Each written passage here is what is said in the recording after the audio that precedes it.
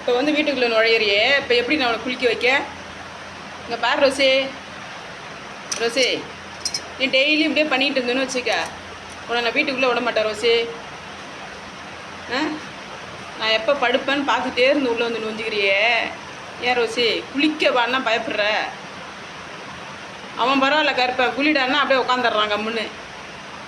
நீ கையில் துண்டு எடுத்தாலே ஓடுற, குடம் எடுத்தாலே ஓடுற ரோசி.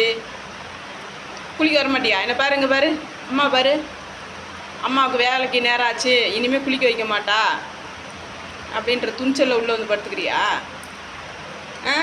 சாப்பாடு ரெடி, எப்படியும் நம்மளை சாப்பாடு போடாத விட மாட்டா, சாப்பாடு ரெடி அப்படின்னு நம்மளுக்கு மட்டுமா சோறு போடுறா?